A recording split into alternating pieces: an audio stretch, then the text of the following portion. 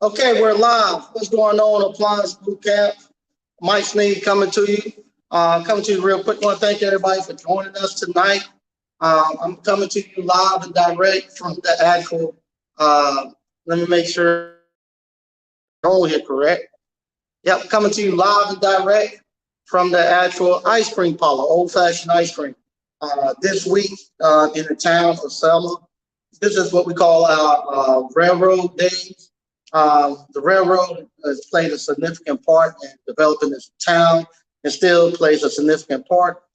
So once a year, kind of like everybody start having the fall festivals and stuff, we have ours here, and we call it Railroad Days. It's a 3 day event.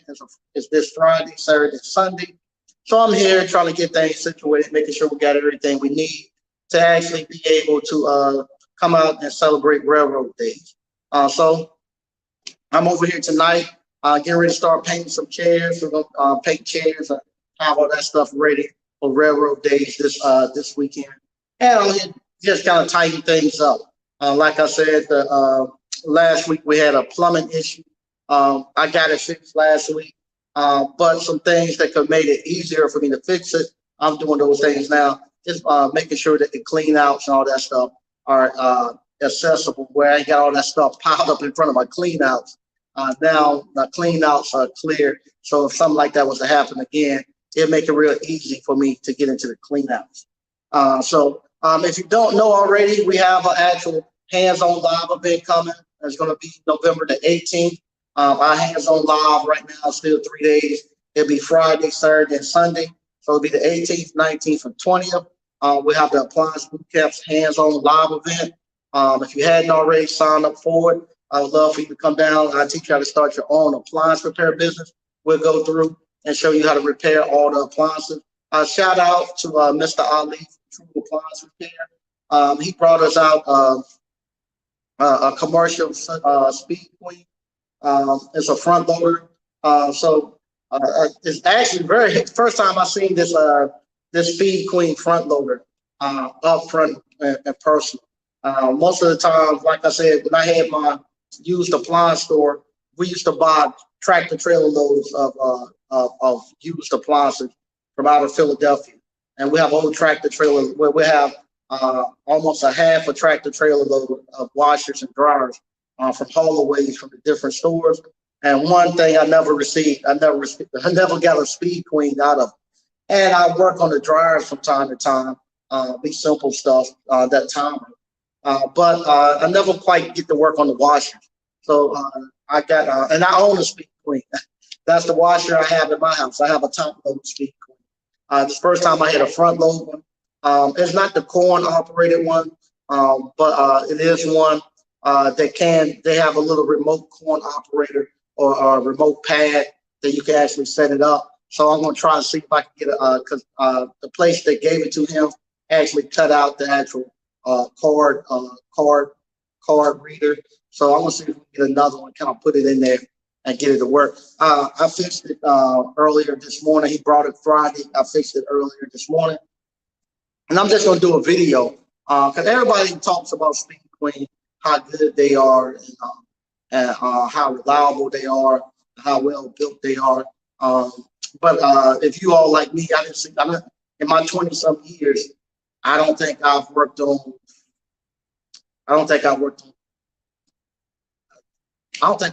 any Speed Queen washers, but I've worked on a couple of the dryers. But I haven't worked on any other washers out in the field. I'm going to I had a chance to take this one apart, actually look at it. I'm going to do a video comparison of their front load washers versus other people's front load washers. And just see if, just give everybody a comparison of why people always talk about Speed Queen and how easily accessible they are, how easy they are to repair, and why everybody likes them so much and how they're built. So I'm going to do a comparison video with the front loads that we currently have versus the front load that Mr. Ali brought us. Very good washer. I might reach back out to him and tell him, say, hey, man, this is a good washer. His wife wanted to keep it. Might just say, hey, it's a great washer. You probably you might take your wife and let her get it because it'll last forever. So I'll reach back out to him But in the meantime, I'm going to do an actual video of it. So, and that's Miss Mona. Just she just got off. I guess I saw her videos earlier while I was setting things up, and kind of what she's saying is gonna go into this. I was looking at her videos, and she was talking about sometimes the problems you have with people as you start to progress and move on in life and in business. Sometimes it could cause envious, and jealousy. So that's kind of what we're going into tonight. And she wanted to know why nobody came in on live and saved her. I thought she done a very good job. Tonight on her Monique Little. I didn't get a chance to catch Reggie. I was out at the food court. That's another thing too. We repaired the appliances at this new food court, and man, that thing is getting to be busy because you got so many appliances in there. You got so many, and you got so many people coming through there. It's just about every day or every night I'm having to go out there and look at something. So I'm gonna talk to my nephew, and because like I say, my nephew, we have talked. He's looking to take over towards the end of the year and see how he wants to set this up for us having the actual commercial accounts. I hope everybody was safe through the actual hurricanes and nobody got hurt. I was laughing. I went to go see my chiropractor earlier today, and I was asking her, if anybody came in hurt from the storm pickups? For most of the time, you go out there and you're trying to do too much, move trees and stuff like that. You hurt your back and all that. And she was laughing. She said, "Not yet." She said, "Most of the time, the men don't come in until a week later because they're back hurting this week, but they don't go and get no help until about a week later." She said, "Next week, everybody be coming in that has hurt this summer." But yours truly, I ended up in the emergency room this weekend. I actually was trying to change the blade on my riding lawnmower, and I have this little brake that I can put on the blade to actually break it so that it'll hold the blade while I break it loose. I had it at my shop, and Mike Smith, I don't need that. I just want to go old school style and stick a screwdriver in between the blade and the deck and wedge it in there to hold it in place. And when I've done that and put my impact drill on the actual nut to break it loose, the screwdriver actually failed and the blade actually spent, and it hit you might be able to see it. There you go. It cut through my arm, the blade did. So I spent my weekend in the emergency room getting all stitched up. So my good arm, this was my good arm. I just hurt this one. So now I got to get my bad arm back up to compensate for my good arm until it can get back well. But that's not neither here nor there. Once again, I want to thank everybody for watching. And tonight we're going to be talking about generational wealth, building generational wealth, and the hard conversation nobody wants to talk about. This is tax season time. Matter of fact, ain't nothing on here personal. I ain't going to turn it around so y'all see. But this, y'all can see that now. So here you go. These are the forms my CPA sends out to us every year to get our tax rate. Next week taxes are due. And so with that, we have to get everything in order. So she got all my LLCs, all my business stuff done. That was on last month on the 15th, I think it was. Now it's time to do our personal. So with that, this is the time my wife and I, we get a chance to sit down and we actually get a chance to talk about, I guess you would say, when you actually pass on, you die, how things are going to go. Because what happens every year, we're actually building more wealth, we're acquiring more assets. So we have to address those new things that we bring into the fold. And because your wealth is growing, you have to go in and make some changes on stuff. So with that being said, this is where some of the hard conversation comes. The hard conversation comes in Like I said, it's good to talk about building generational wealth, But then there's another thing. Once you have started to acquire and build some wealth, and now you got to find out how you're going to pass it on to the next generation, and who you're going to pass it along to, and what amounts, and this and that. So now you start really having some really hard conversation. And like Mona was talking about earlier tonight on her show, unfortunately, there's some time where you actually start to see different sides of people. It's one thing when we're talking about when somebody dies, you're going to be coming in and you want to get a good pair of shoes, or you want to get the suit or the hat or a watch or something like that somebody had. That's one thing. That's most of the time what we had to deal with in my family. I don't know much about you all. Maybe y'all had assets, but most of the time in our family, people just want to let me get a photo album, some pictures. Let me get this hat my grandmother used to wear. Let me get these tools, that type of stuff. So that was the stuff mainly we had to push and divvy up. But now we're at a different stage in our lives where we run and operate several different businesses. Each one of them generate over 6 figures a year. We have real estate that we own, some completed and some unfinished that has to be accounted for. We also have cash that we have to account for, and we have several different life insurance policies that we have to account for. So when you start to do this, and you have to have these conversations every year this time, and it never get any easier. Where and this is one of the things that if my wife, I said my mom, Jesus Christ, if my wife was watching, shout out to her. She'd probably get mad when I get home and say, "You telling all our business." But this is stuff that I think we need to have these conversations, so you all can expect. So you all won't get blindsided by this type of stuff like I've been blindsided by. So what happens? You start off, you might say you're going to give somebody, starting off 20-some years ago. 20-some years ago, all you care about is really getting married and being able to pay for your house and being able to get your kids off to college and whatnot. That's all you really care about. Well, as you start to get older now, we're 45.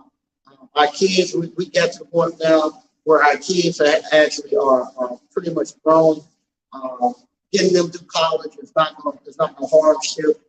We've been able to get them through college and give them a good send off into adulthood. So now you have to start saying, okay, 20-some years ago, we might have said, hey, I'm going to give this person, this family member, maybe $20,000 when I pass. And back then, that was a substantial amount of money that you've been looking to give that person. But now, you come 20 years down the road, 40 years down the road, now you might have accumulated to the point where you can give out maybe $150,000 to that same person because your wealth has grown, and your investments have grown. And so now when you start talking about these numbers right here, actually starts to hurt because now these are the numbers that people this is real stuff. This is not just something where somebody is actually just pulling some numbers out the air and they just talking about it. This is stuff. This is real numbers, real property. You start talking about give somebody a house. You start talking about give somebody a business that's really making money. That's when that stuff really it's real now because you really have the power to do that. And so with that, you don't want to leave no surprises, and you don't want to leave nothing where nobody's going to be fighting in the back end about what's going on and what you left. I've seen so many times in my family, whereas they say, you'll find out when I die, almost like Christmas time. They pass along, and then you don't know what you're getting. Then at the end, somebody pops this thing out. They didn't leave this. Some person thought they might have was going to get this, but somebody else ended up getting what they thought they were going to get, and it created a lot of strife and stuff with the family once you leave. Matter of fact, my father's mother done that. Supposedly was leaving my father a house up in New York, in Brownstone, and at the very end, she didn't leave it to him. She left it to the guy that she was actually her second husband, and didn't leave. Matter of fact, didn't leave my father anything. But that's what happens because we don't take care of this stuff while we live it, and while I can take the brunt. So that's another thing too. While you live it, instead of you leaving it for people to fight over anything that you have, now's the time for you to actually get there and settle everything. So if there are some problems where people aren't happy with what you're leaving or what you're doing, you can actually take care of that while you're alive. They don't have to fight with the people that you're going to leave it to. You actually can say, "Hey, I can take care of that now while I'm alive. I can take everybody out if you don't like what I'm going with it." So it eliminates any infight once you're gone and all that stuff. So that's the stuff that you need to start doing, especially you all who's following in the blueprint. You have your appliance repair business, it's making money, but now that you're starting to go get property, you're starting to go build other businesses, ice cream parlors, or whatever else you're building. You got if you're married, you have to sit down with your wife, your significant other, and start having no hard conversation. Now, if you got blended families and stuff, you're gonna have some really hard conversations because now you got to start coming together and talking about which child and this person will get that, and it can get ugly. I'm not gonna say it's something everybody gonna be happy. You know, the more assets you get and the more money you get, like they say, money is an amplifier of just an amplifier. So if they have problems with $20 that you give it or $20,000 you give it, wait till you start giving up the 200,000, stuff like that, and then it's just an amplifier. Those fights gonna get harder and harder every year. And if you're a single person, same thing. You want to go to your family and friends that you're going to be blessing people and letting them know this is how things are going. I have an actual folder that I keep at the house that actually spells out all my life insurance policies, all the stuff in my business, property, exactly what needs to happen. So exactly what phone numbers to call. So it's passwords to websites and all that stuff. So once I pass, my family, my wife knows, go to the safe, go get this, and it has everything that they need right there. You don't want to be like, sorry what happened with Kevin Samuels and all these people passed and they hadn't prepared, and you have people scrambling trying to put stuff together. You want to go ahead and plan now for your actual passing on. Like I say, the thing of it is we have to, as entrepreneurs, we have to actually go into the future. We have to go into the future, and I'm actually preparing now for when I'm actually going to be 65. So the 49-year-old Mike Smith is actually preparing for the 65-year-old Mike Smith. That's why I'm actually making my transition to something a little bit more subtle, something that doesn't require as much as me to be out there working as appliance repair. I love appliance repair. I love the challenge of it, but I want something a little bit less, something a little bit slower pace that doesn't require as much of a dedication as appliance repair.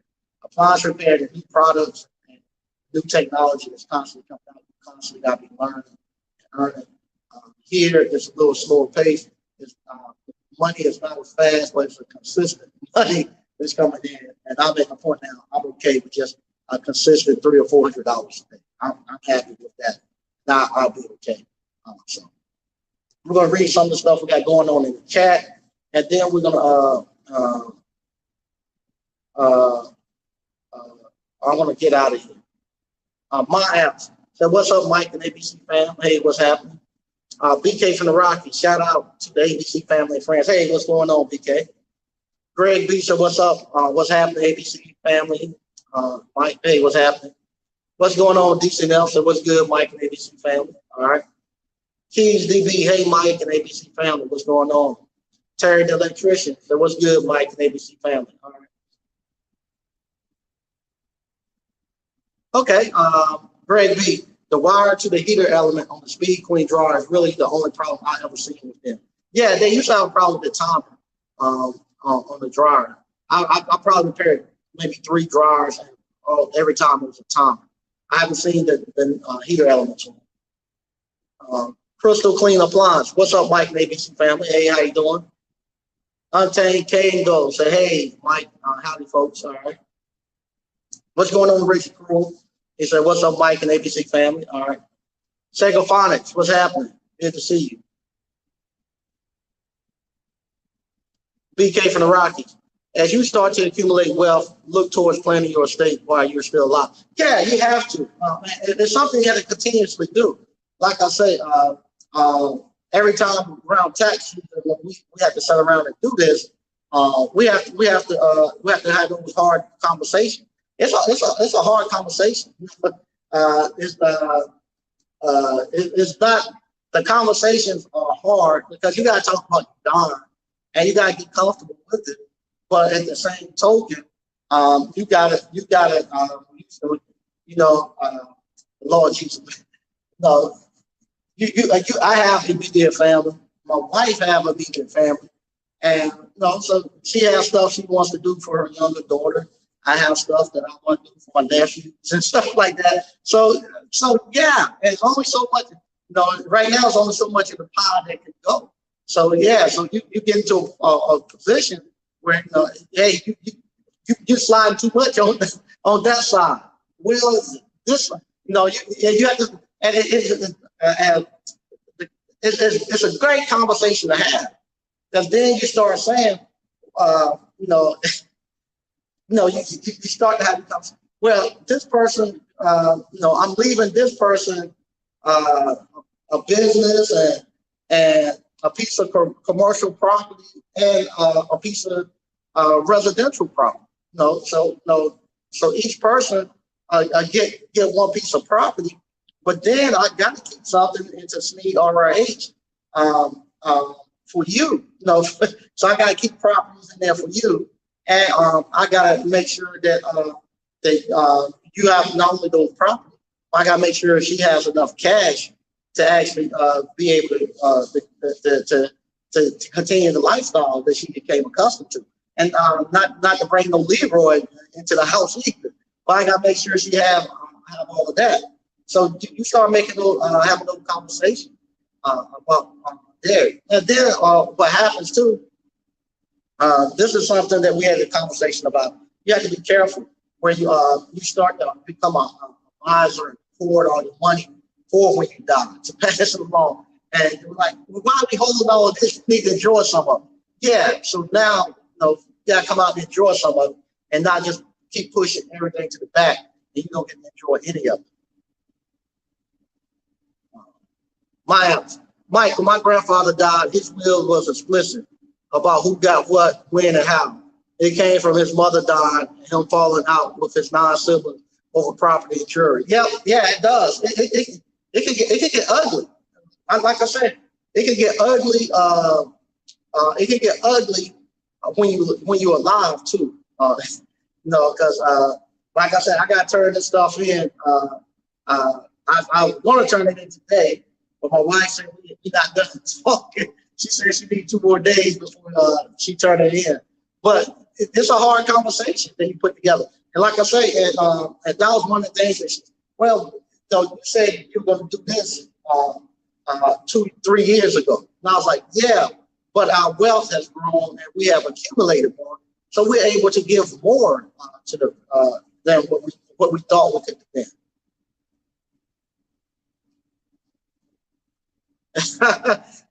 Ain't no can't get ugly. Trust and believe. Yeah, it will get ugly if you don't have it set up where people actually know what they're getting and stuff.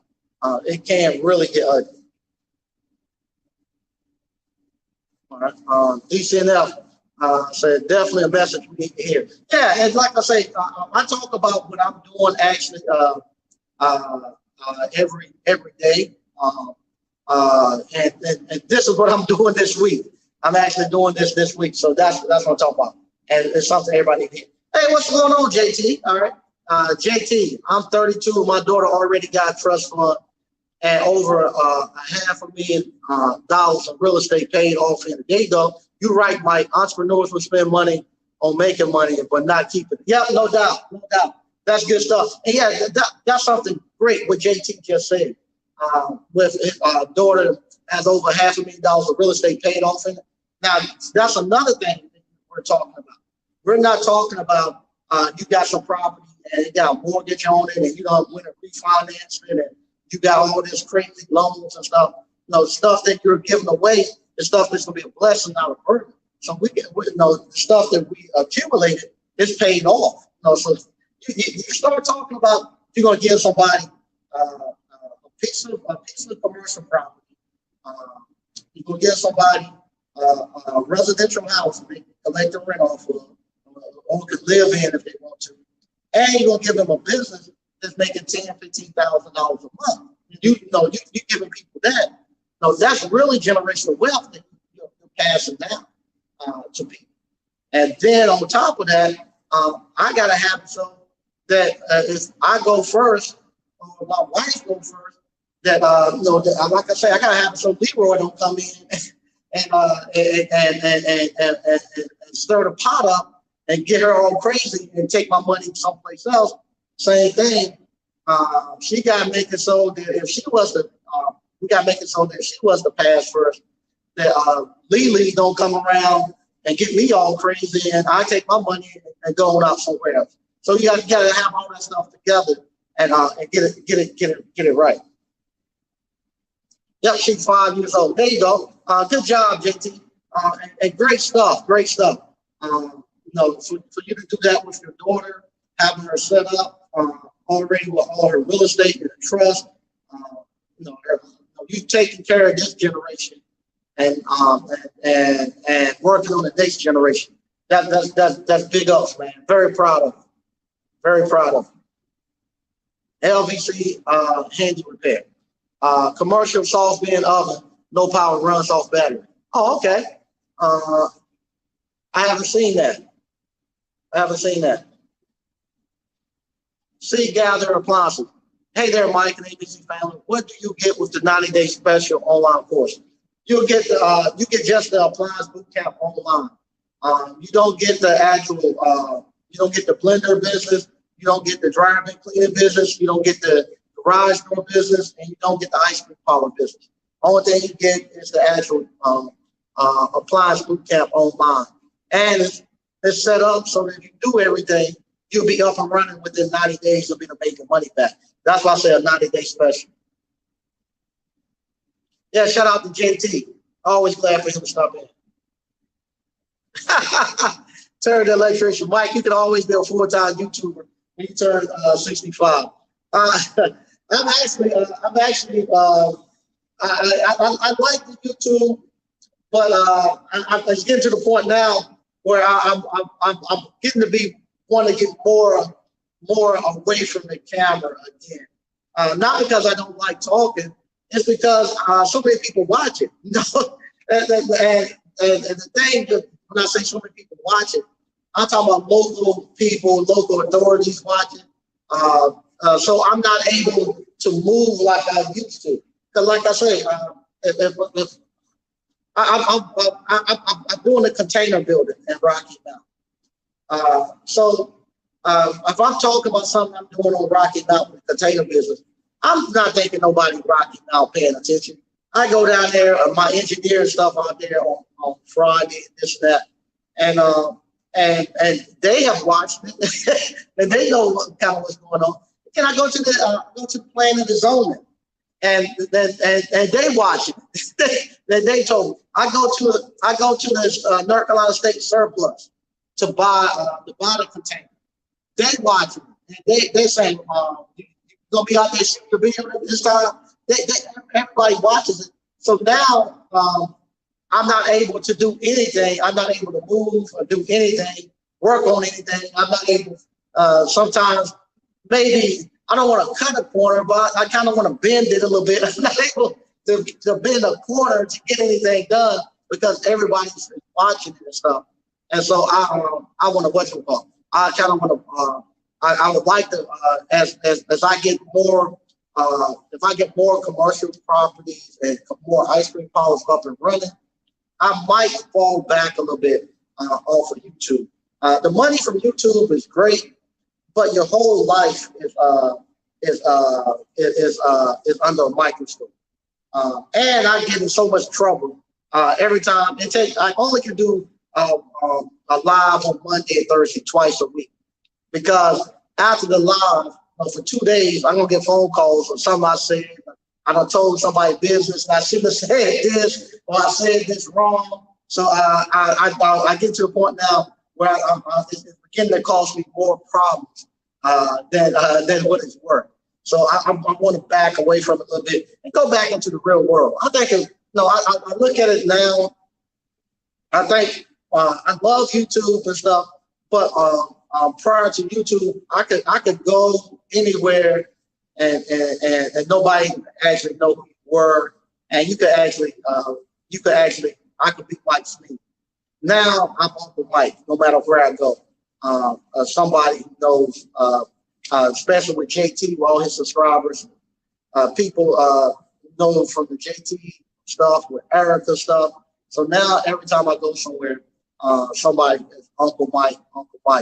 And it's good, but I would like to go back to being Mike Smith. Okay, Slick. It's a hard conversation for me. Blended family, as of right now. I leave everything to my youngest and let him do the division as he sees fit. Slick. Yeah, that's a hard conversation. Yeah. I see that try to happen too much. And matter of fact, I had to be careful. Jesus Christ. I had a family, our family had that issue where one of my great uncle acquired a bunch of land and a bunch of money. And he done that. He had about 7 kids. And I have to be careful because you might know who they are, Slick. And he left one person in control of all of it. And he was supposed to divvy it up. He never divvied it up. All of them died living in trailers, and they had hundreds of acres, and nobody had any land to put nothing on because he wouldn't divvy it up. And he died and didn't get to see it.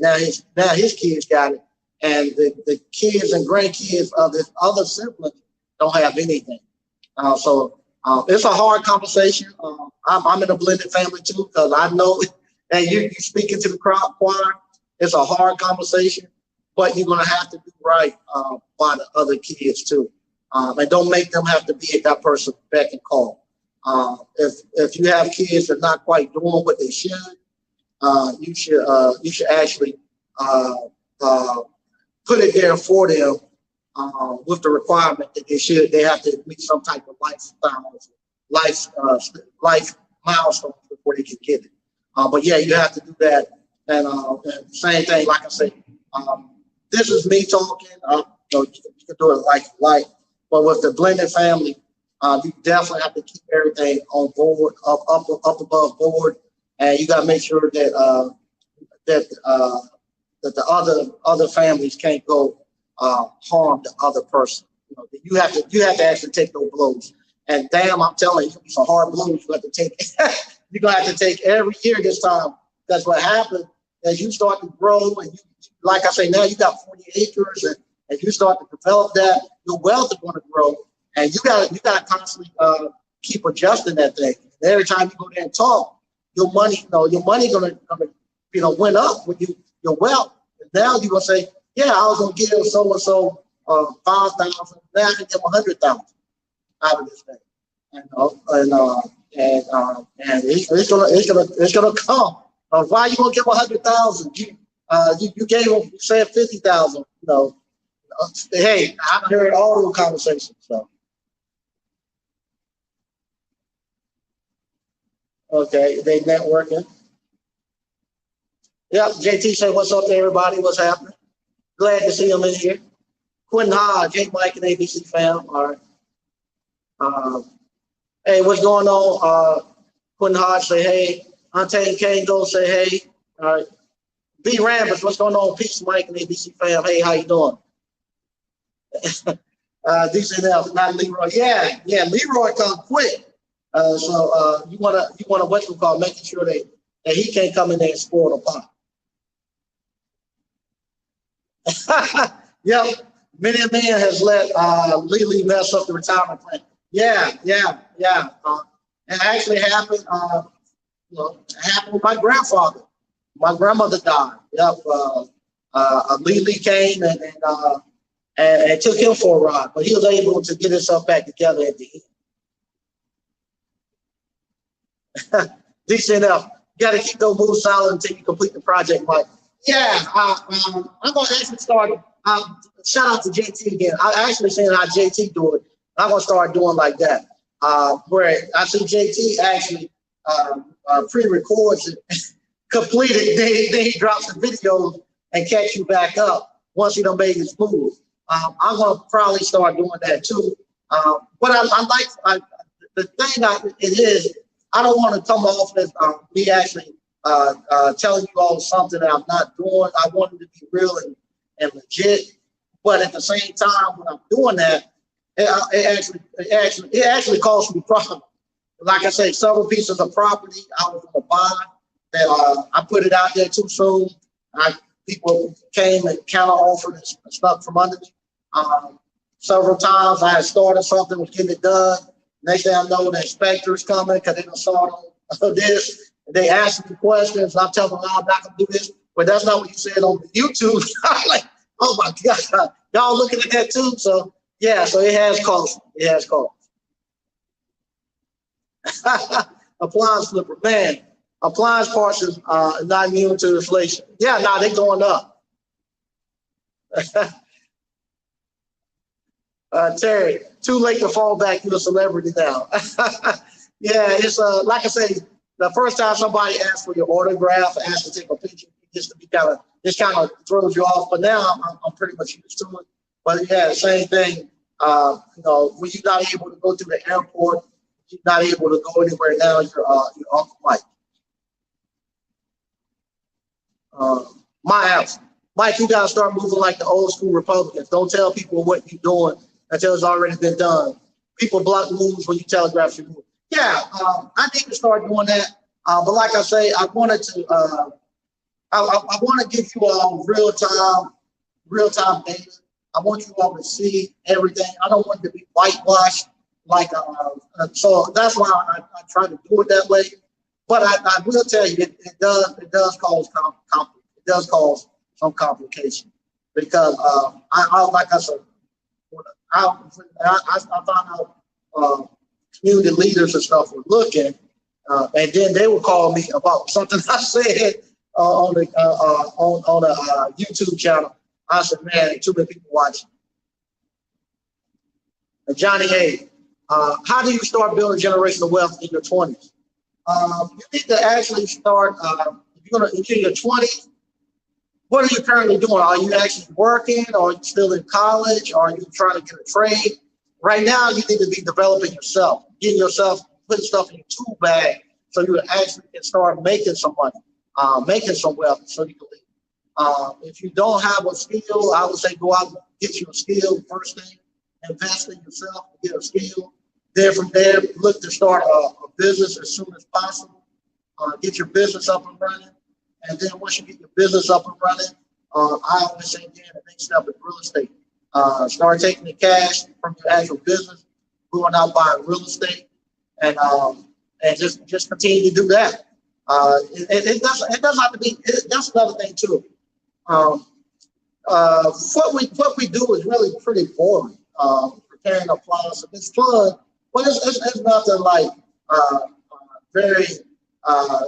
You ain't building no Tesla cars or nothing like that. You're not driving no Lambos. I was talking to One Stop Mike. He was saying, his wife, fiance wanted to go buy something. I asked him why he didn't have something, and he was like, "Because I bought an Emery Thompson ice cream machine instead." So same thing. If people ask me why you don't drive a Lambo, if you look back behind and stuff, all my money goes right back into my business, into my real estate. So if I didn't go out and put money back into my real estate, buy real estate, start a business, I could easily drive a Lambo, Ferrari, all that stuff. I'm 71 now. I can easily do that stuff. But I actually build real estate. That was the other thing too. I was joking with my wife. I was telling her that. I was like telling her, yeah, Lily gonna come up here. When she's going, and she was like, ain't no Lily coming up here. If they do come, they won't be here long because they'll be here thinking that you got money that you don't have. It's not like, so that's what I'm saying. You out here, people think you got all this money. They get here and they say, why you not wearing a Lamborghini and Ferraris and all that? And I'll be like, you're sitting down here on this real estate stuff. So ain't nobody gonna stay for that. But that's what she was saying. We live just a normal life. She was like, they come here and they see you just in a regular community. You drive regular cars, and you ain't got no flamboyant life. They're gonna be gone because they're going to spend money they think you don't have. Hey, Slick, there you go. Slick said, I hate the beginning of the conversation already. Got a little testy, so I cut it off. Man, it's rough, man. It's rough. That's the thing. Like I said, the lawnmower blade cut my arm, and my wife and I go to the hospital. And when you get to the hospital, that was one of the questions they asked. Have you had any thoughts of hurting yourself or hurting somebody else recently? And I said, nah, not the last hour or so. Because we had been having that conversation. I said, nah, not in the last hour or so. And they both started laughing. But it's all, man, I'm telling you, if when you don't have nothing and they got to do a GoFundMe to put you in the ground, hey, man, it's good that you eliminate these conversations.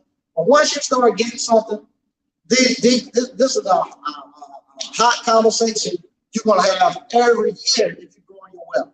And don't get any better. So like I say, it amplifies. And every year you're going to grow and grow. And because, hey, I'm telling you, and that's another thing too. When I see this happening, the conversation that we're having now, I often wonder why I don't hear other people talking about it. Because a lot of people get to be my age in their 50s, where we actually have to now start thinking about that. You're going to probably see more people starting to talk about this stuff if you start talking about the succession plan of what's going on later. Protect your neck, Mike. Yep. My house. Mike, it is still real whenever you show people. Mike, when I came to the hands-on, someone dropped off a washer from a mobile home. You could have a whole series about the stuff people drop off at the shop. Yeah, I could. I often, every day somebody drops off something for here at the shop for me to fix. And I'll fix it and send it back out the door. Right now I'll have a great time. Oh yeah, Slick. I was releasing a video. I got the condensing unit in. There's no leaks. I got it pressurized right now. I was gonna charge it up this weekend, but the rain kept coming, so I'm gonna actually charge it up probably Wednesday. I'll charge it up. But yeah, so we get ready to rock and roll, man. Following the blueprint. The problem is following the blueprint. The problem is my wife knows when the end of every quarter is now. Looking at traveling from you. Yeah. Yeah. My wife, oh my God. My wife don't worry me every day. She wants gutters. She wants to change the color of the gutters. And so those gutters. We have white gutters. Nothing wrong with them, but she wanted a different color. A lot of people now put like black gutters on their houses and stuff. She wants that. That's like almost $5,000. And so that's what she told me. I don't know how many times, give her the card. She wants to go ahead and get her gutters with this money. So I told her we'll give them a certified check when they come, because right now you got to pay to hold the spot, and I don't want to pay them no. I pay half, like $2,500, and then from there they'll hold the spot. And I don't want them to be holding my spot for no 3 to 6 months. I much rather have my money in my pocket. But yeah, my wife the same way. She's ready for those gutters. Yes, Terry, the electrician. The real flex is to become the wealthiest family member nobody knows about. Yeah, that's the best thing to do. That's the best thing to do. But like I say, unfortunately, right now, I have to these conversations that we have. I don't have anybody really. I don't have anybody really to talk to about. I don't really have anybody I can talk to about it. Because that was the other thing too. Actually, shout out to my wife. That was one of the things she was telling me too. Who can you go talk to about this situation? I was like, I don't know anybody. She was like, I know you're the only person who get caught up in this get caught up in a situation like this. I said, maybe I don't think I'm the only person. Donald Trump caught up in it, but he has a lot more people that can actually talk to him and from his culture to actually tell him. You know, I don't know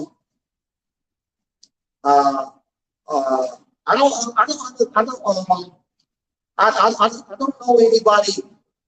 I don't know anybody. I don't know nobody personally that I can go talk to that has this problem with blended families when they're actually accumulating wealth. Most of the people I know who have the blended family, they're okay. I have friends that have blended families. They're okay. Well, one of my friends, he's gonna have this issue coming up because he has a lot of property and stuff that he's doing. So I talk to him at homecoming, see how he's doing. But yeah, not many people I can go talk to and tell them, hey, how do you handle this? And everything be okay. When you have real hard assets you pass it down, and you gotta give it to you gotta make everything equal amongst everybody. And it requires me to actually have to work harder because now you have three. I have 3 kids. So with me, I got well, you gotta get it in threes. So every to be gone, I'll tell you what, you have to either get it in threes or you're gonna have to double up on these two and get this one. You like to all get 3 or 2, 2, 1, 2, 2, 1. You have to do it like that. You gotta get 2 here, 1 there, 2 here, 2 here, 1 there. Because what happens, the conversation is gonna come. Well, it's you and I who are doing this as a husband and wife. Yes, this person gets stuff, but they don't get as equal as everybody else because their family, the custodial parent or the other parent, father, whoever, is not contributing to what we're doing. So I want to make sure all these people get situated first, and then we go get this. So I want to make sure these 2 are good, then we get that. So you go 2, 2, 1, 2, 2, 1. And that's the way I've been kind of planning. But now I'm actually starting to catch it up a little bit. And so we'll see how it ends up. We practice OPSEC. Tell me what that one is, DC now. I don't know that right off the top of my head. JT Automation. Would you recommend starting or being part of an investment group as part of your generational wealth building strategy? That's a good one, JT. As you know, we had an investment group, and And with the investment group, we actually dissolved it this year. It's a good thing because it showed us a lot of holes and stuff within our community that because we're the first generation and we don't have all of the people that other people have. So what I mean by that, the fact that we don't have an accountant within the midst of us hurts us. So like Abdul and Ron, Abdul's wife is an accountant. She's an accountant. Not Abdul, Ron's wife, Sharita, is the accountant. And not only that, but his sister, everybody in Sharita family is working for her accounting firm and coming to the U.S. and going to East Carolina to be accountants. So within their group, they have 15 to 20 CPAs that actually there to look after all of their business interests. So with us, we didn't know not one black non-CPA that we could actually go to. So what happens, because we don't have nobody to actually keep up with our books. So we got all these businesses going, all these transactions going, but we don't have a way to keep up with everything. So now when it's come time to do the taxes, it'll take us forever to get the taxes done because we got to go back and try to do bookkeeping. Then we realized, stuff that I thought, I'm trying to look at it as a single member LLC because that's all I dealt with. Once you have multi-member LLCs, the whole game changes. Now that LLC got to fill out a tax, got to fill out its own taxes. All this stuff happens, and then if you have penalties, so like if you file late, there's a $2,000 penalty for filing late, and so then they multiply that. Then they multiply that times how many members in there. So if we got 10 members, something normally a $2,000 fine, now it became a $20,000 fine. And we got hit with those a couple of times for different businesses. Some businesses won't even make no money, but because we weren't able to get the K1s and get the books together in time, we filed for extension. They said, "Oh no, you done that last year. We'll hit you with a penalty." But I don't know what happened. Shout out to Joe Biden or whoever. When they gave out the forgiveness for the student loans and stuff, they forgave all those penalties. So they sent us $20,000 checks back. So we got money that we kept $3,000. We liquidated all the money out the account. We kept $3,000 in there just for miscellaneous stuff. So glad we did. And now we get these, they send me $25,000, $30,000 checks back. No penalties that we get to pay. Now we got a nice sum of money again. We might vote to disperse it or play with it again. So I don't know. But we start to see all of that stuff. The fact that we didn't have a lawyer within the midst of us. Abdul Quran, them got several different attorneys. They got real estate agents all within their group who's watching all this stuff that they're doing. We're trying to learn and go. We're just making too many mistakes. And then it gets to the point where people lost their interest in it because we didn't have not one person just running out there. So if I was going to do it again, I'll make sure, and I heard Erica Williams say this, I think she ran into the same thing. I would have an accountant or somebody in staff in-house. All they're going to do is keep up with the different businesses and keeping up with the bookkeeping. We'll need to have an attorney on staff so that take care of all the stuff with splitting up the properties and all that stuff and all that stuff that we had to run into to get done. We'll have to have real estate. We'll have somebody that's a licensed real estate agent in there, and we will have one or two people that was their full-time job, like Ron and Abdul. They have full-time jobs, but their real full-time job is running their investment. We have two people. That's all they done. They just report back to. So we can do it, but we got to start pushing and get more CPAs, more accountants, more lawyers, more architectural engineers. Like now, I got, like I say, I'm doing these containers. I'm doing my buildings. Every time I go to the engineers, it's hitting me in the head $5,000-6,000. And just think you're going 2 or 3 times a month. No, it don't take long. $15,000-20,000 you're gonna pay to somebody. If we had somebody within our community that done it, I could easily, we could easily keep them up and moving now. Self-storage, I've heard it is. I don't know. I never done much with. I never looked into it. Terry the electrician. OPSEC. Okay, it's operational security, military moves. Okay, keep all sensitive info on a need to know basis. Okay, all right, there you go.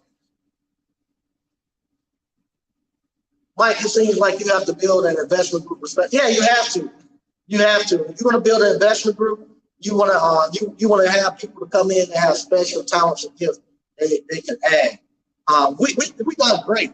We didn't lose no money, and we got to the point where we actually several companies we actually gave them the seed money and invested in them to actually get going. They're still going. Kingdom Builders or big builders from out of Greensboro, we gave them the seed money. They doing good. Matter of fact, Kingdom Builders, two of the people that are actually in the investment group actually work for them now. One person works full-time for them, another person works part-time for them. So we got that general contractor up and going. Laha, if you go downtown Raleigh and you see these little electric golf carts that actually kind of like the Uber taking everybody everywhere, we gave the seed money for them to actually buy the golf carts and stuff and get them up and going. We loaned them money and they were able to go. So we done stuff and got people going. We learned a lot. We didn't lose no money. We got back probably 5 times as much money as we put in. So it was good, but it just ran its course. And at the same time, people just started to lose interest in it. Did you get the machines from the laundromat that vandalized? No. When I went to go get them, the guy who was doing the demo, he took all of the good machines out, and he left one that was just a scrap. So no, we didn't do that. And they turned that to an actual tire shop. No, I'm actually, I just told y'all not to put my business out there, but I'll put it out there for this. I'm actually, if this goes well with this actual ice cream container, with this container building I'm doing, I'm actually going to be doing, I'm thinking about actually making a laundromat out of a shipping container. I know somebody that has an actual, I have to be careful. I know somebody that actually has actual RV park, not too far from here. And one time we had talked about actually doing a laundromat together out there. But to build a traditional laundromat, it's just for too much money. So if I was to take a shipping container and just set it out there, just like the RVs, and we could actually turn that into a small laundromat where we had like 4 or 5 washers, 4 or 5 dryers, and it'll be portable, just lift up and go. So I'm gonna actually see how this goes, and I'll look out to it. Because what happened, I actually saw how this speed queen is. You could actually turn pretty much a residential washer into a coin-operated laundromat. And so, and I saw the way they had that one set up. I said, we don't even have to go get the commercial laundry machine. We can go get just a residential speed queen machine and put that device on it, and where they had to actually put money on the card, so there's no money there for nobody to come and steal. They just have to, and it won't start unless you swipe that card. So you put money on the card, and then they'll let you watch. And you go there and you take how much money you got on the card. So we can actually take those, put them in the container, and people that come through there with their RVs and stuff, they can actually go there and wash instead of washing in their RVs because they're washing.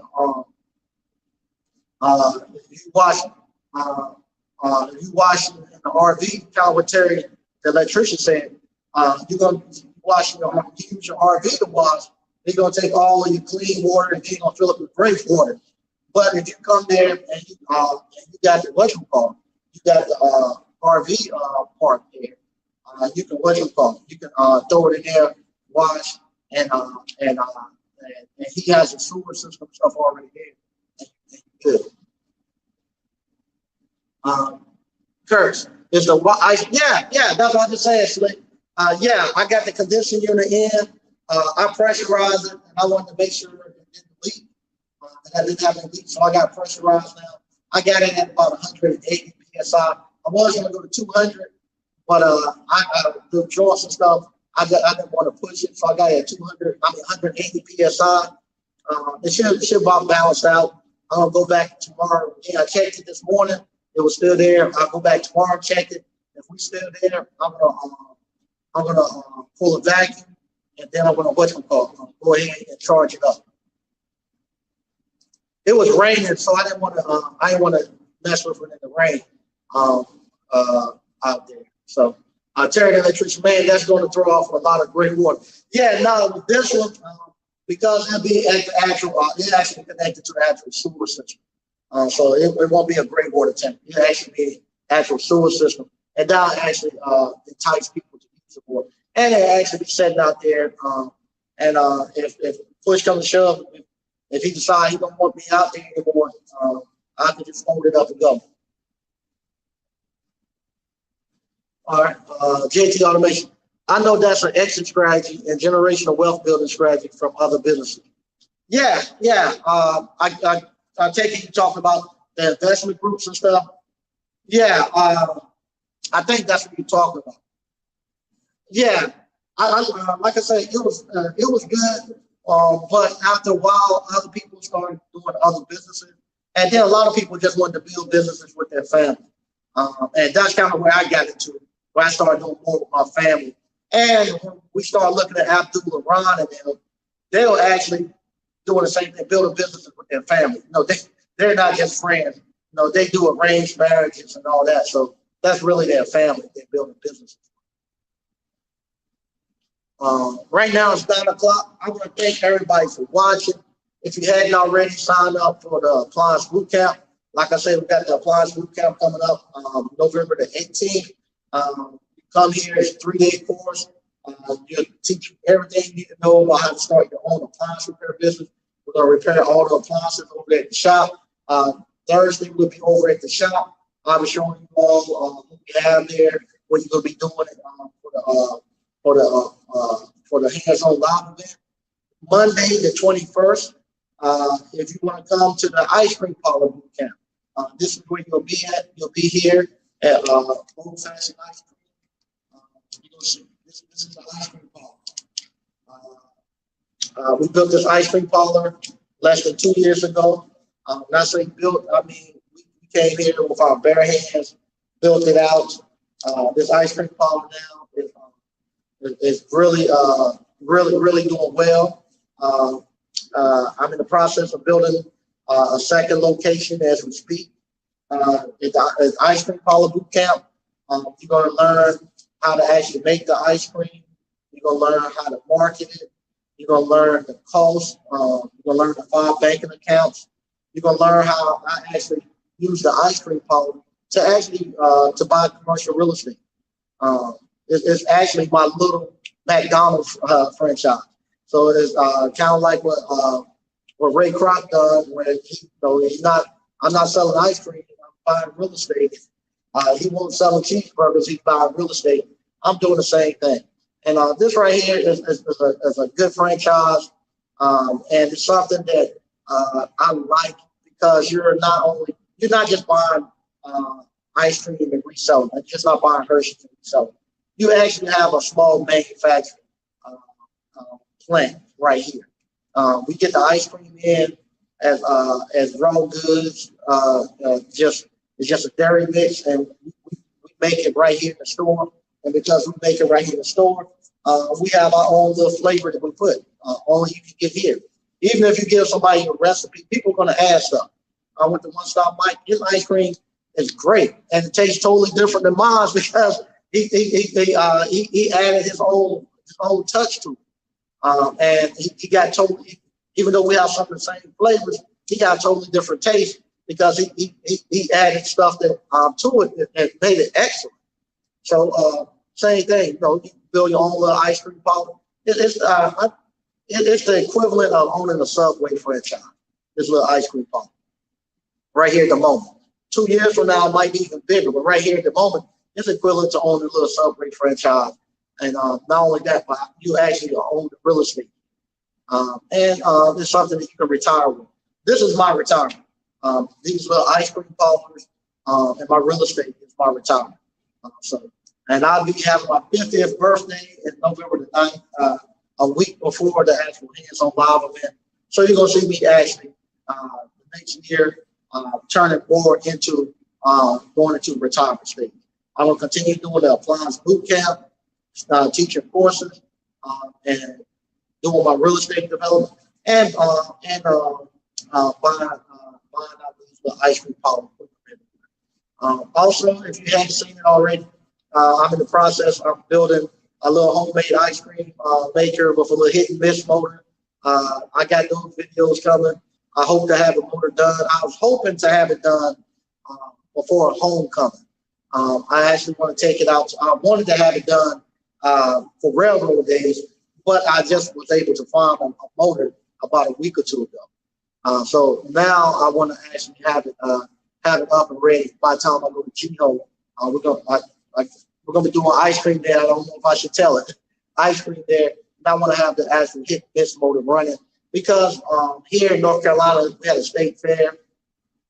It'd be freezing cold out there, but over there at the homemade ice cream place, they have these old John Deere hit and miss motors over there, just chugging away. They're not making the ice cream, but they just got them out there so people could see them, and they see them running. You can hear it. But they actually make the ice cream off-site in NC State, where they come back there and they sell it. It's homemade ice cream. They use an Emery Thompson too. But just having that machine out there drawing the people in, you have lines of people waiting for homemade ice cream. I'm going to test that theory at GEHO. See if I take that hit and miss and I take it out there in the middle of fall weather, if I can actually get a line of people buying ice cream. So once again, thank you all for watching, and I'll be coming back to you all on Thursday.